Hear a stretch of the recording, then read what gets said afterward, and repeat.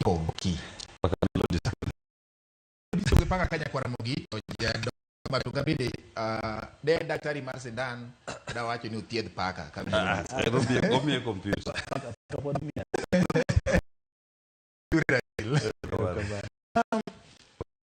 Ada mana penjo mayot nikech gie kinde to chal ka gima penjo disipline ne ji moko.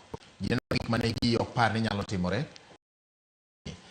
Higni ariyo kata higni ariyo nyaka nyok Kenya wuogi yiero gik moko oselokore mapiyo mopogore kod kaka sendi kawuono bago twak kod oganda jo Kenya matin mondo winje to wacho nang'o.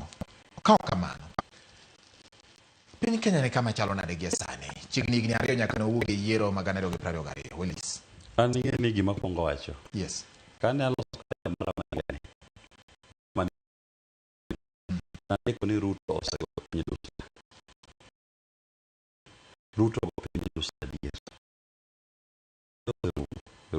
Marubo dong dweche. Odonje tich. To en ma sirikal ni osetimo ne jopiny. Gima osetimo ne jopiny kech kok en medo bech osuru to en medo bech mauta.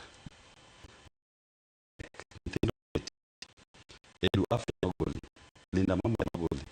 Jodongo pasa mechulo social welfare program cha no. Kirango joma chamo pension dok bie wang. County manyiso ni uchumi mar to mane Kenya kwanza. Let's nani to ne mano miyo no wuok oko. Mang'ama ne luongo gi onge.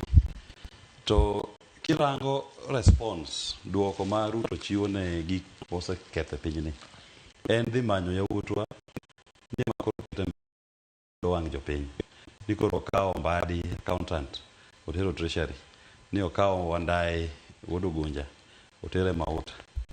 Koro nyiso ni sami medo bech mauta pile to wuodwa emibo garang ni medo bech mauta.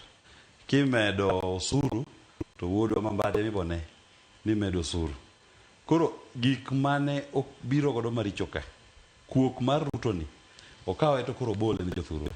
To kanye kuma nawacho ni joluo nyaka Naomo gik mane Ruto gi jopiny emo kelo no odwa miyo jowa. Koro jowa ok onego momre mo yiero Mbadi en gima otowo. Gimimiyo Wandayi en gima nosekuok makoro dum. Magara kapo ni mbele kucho pod dhi medo kik wawach ni Mbadi emo kelo dumni. Wandayi emo kelo dumni. Mae en gima lit na en ni jowa gi yie mondo oti kod piny. To su ok gibi kelo. Anya wacho kata baket mi na chele uchumi mar Kenya gi bottom up in economic ok gibi loko lit pod dhi medo bet mbele. Okay. Ma ana wacho no ga kenda wacho kumora mora mantie. Josephina wa anaja Safina party. Josephina wegiwa wanawacho ni onge ber mane wuok Kenya kwanza. Hapo ni chio kukiti paro ni chiengno. Ende ke nyiso ni kara marem maduong kabisa biro. Paro ko.